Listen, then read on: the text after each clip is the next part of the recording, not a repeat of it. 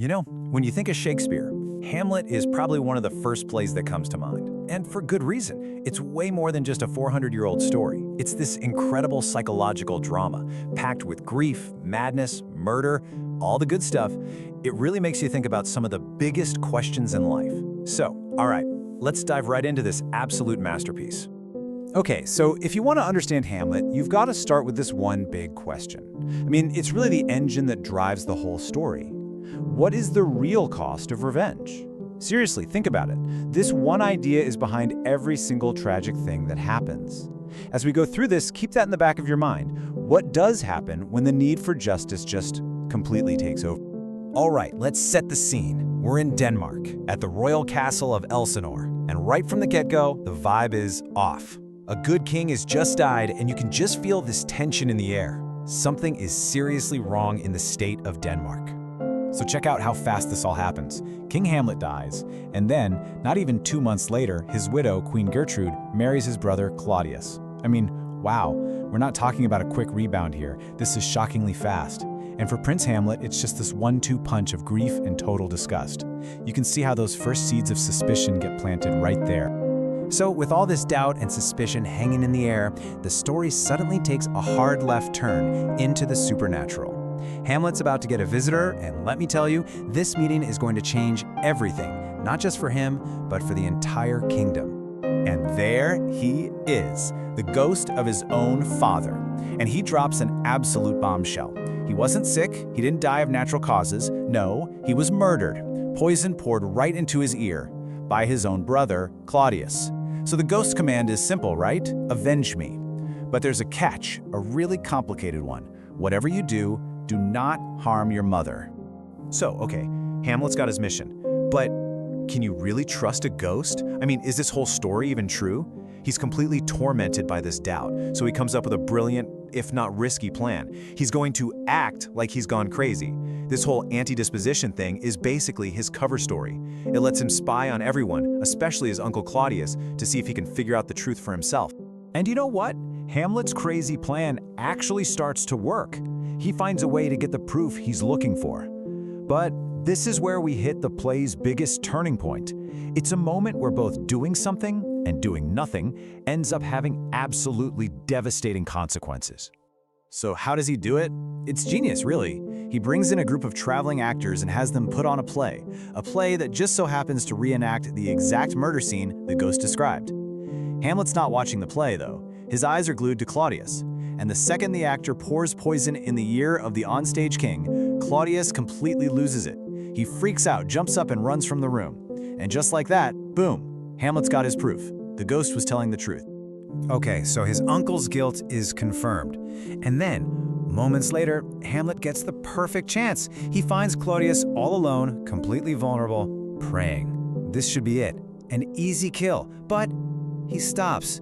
He hesitates. He starts thinking, well, if I kill him while he's praying, his soul will go straight to heaven, and that's not justice for a murderer. And in this moment of just crippling overthinking, he lets the opportunity slip right through his fingers. And this is the tragedy of his delay.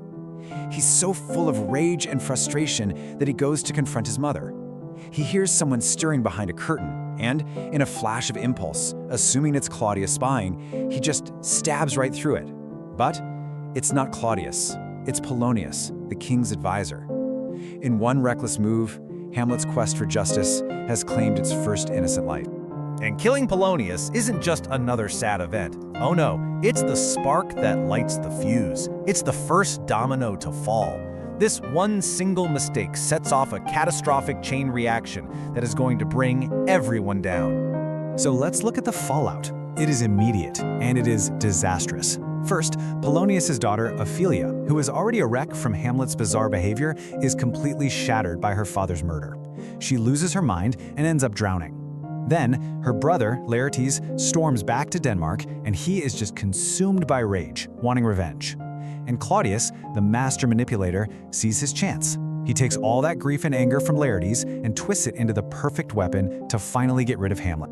And the plot they cook up is just pure treachery. On the surface, it's a friendly fencing match between Hamlet and Laertes, but here's the reality. Laertes' sword won't be blunted for sport. It'll be sharpened and dipped in a deadly poison.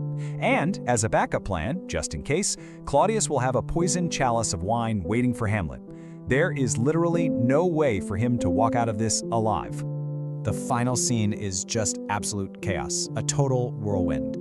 Laertes lands a hit on Hamlet with the poisoned blade, but then, in the heat of the fight, they somehow switch swords, and Hamlet wounds Laertes with his own poisoned weapon. At the same time, the queen, Gertrude, toasts to her son and accidentally drinks the poisoned wine. She dies. As Laertes is dying, he spills the beans and reveals the whole treacherous plot. And with his last ounce of strength, Hamlet finally gets his revenge, forcing Claudius to drink the poison and stabbing him with the sword. And just like that, the entire royal family is wiped out. So, after all of that death and destruction, what are we even supposed to take away from this? Why are we still talking about this play 400 years later? Well, let's unpack some of the huge lessons that this tragedy leaves us with. First off, it's a huge warning about revenge. It shows us that revenge isn't a solution, it's a poison that consumes you just as much as your enemy. Then there's the whole paralysis of overthinking, something I think we can all relate to, right? Getting so stuck in your own head you can't act. The play is also a masterclass in deception, constantly reminding you that you can't always trust what you see. And finally, it really dives into the gray areas of morality. Hamlet's trying to do the right thing, but what does right even mean when every choice is a bad one? And what's so powerful is that in his final moments, Hamlet isn't worried about his own soul. He's worried about his legacy. His last wish is for his one true friend, Horatio, to stay alive and tell his story, to set the record straight.